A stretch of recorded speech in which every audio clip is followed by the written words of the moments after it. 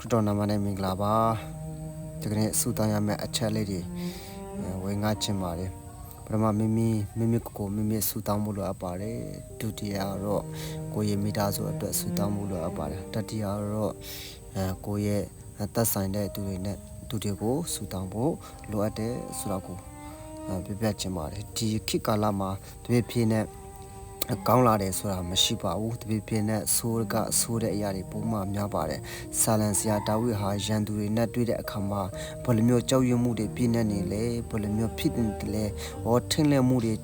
ရောက်လာတဲ့အရာတွေပုံမှန်များတယ်ဆိုတော့ကိုတွေ့ရပါတယ်ဆိုတော့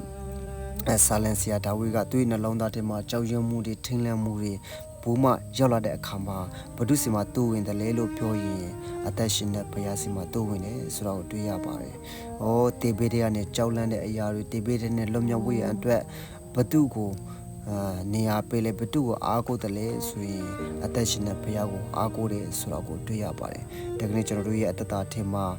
လိုအပ်တဲ့ဘု து နဲ့တွားနေတယ်လေဘု து နဲ့အားကိုးနေတယ်လေဆိုတာကိုကျွန်တော်သိထားဖို့လိုအပ်ပါတယ်။ဆိုတော့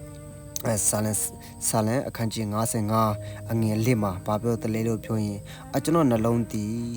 ကိုရောအထက်မှာတုံလောက်၍တေဘေးကိုကြောက်အားကြီးပါ၏လို့ဆာလန်ဆရာဒါဝိကပြောပါတယ်ဒီကနေ့ကျွန်တော်တို့ကြောက်လန့်မှုတွေမရှိအောင်ကြောက်ရွံ့မှုတွေမရှိအောင်ထိန်လန့်မှုတွေမရှိအောင်ကျွန်တော်တို့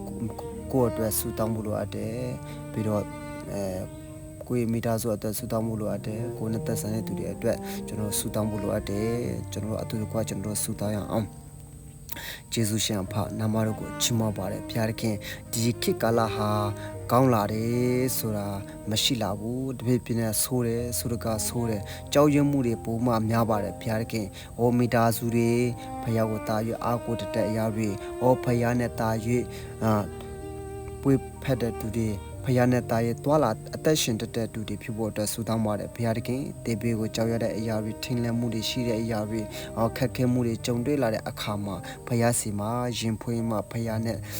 စကားပြောတတ်တဲ့သူတွေဘုရားနဲ့တာ၍အချိန်ပေးတဲ့သူတွေဖြစ်ဖို့အတွက်ဆုတောင်းပါတယ်ဘုရားသခင်လောကအရာနဲ့အချိန်ပေးတာတဲ့တကယ်ဝိညာဉ်ရဲ့ထဲမှာတာရဲ့တွာလာအသက်ရှင်တဲ့သူတွေဖြစ်ဖို့အတွက်ဆုတောင်းပါတယ်ဘုရားသခင်လူကမတတ်နိုင်ဘူးဘုရားသခင်ကတတ်နိုင်ပါတယ်ဘုရားသခင်ကျွန်တော်နဲ့သက်ဆိုင်တဲ့သူတွေရောက်စတဲ့အတ္တတာထဲမှာလဲကြောက်ရွံ့မှုတွေနဲ့ပြည့်နေတဲ့အထက်မှာမရှိမိဖို့ဆုတောင်းပေးပါတယ်ဘုရားခင်တာ၍ဖယားနဲ့ငါဖက်မှာဖယားရှိတယ်ဆိုတော့ကိုဒါရဲ့နားလေပြီးမှတွာလာအသက်ရှင်တဲ့သူတွေဖြစ်ဖို့အတွက်ဆုတောင်းပါတယ်ဘုရားခင်ကိုရောကိုယေရှုနဲ့လို့ဝန်ခံလက်သခင်ယေရှုနာမနဲ့ဆုတောင်းစက္ကန့်အနေပါဘုရားခင်အာမင်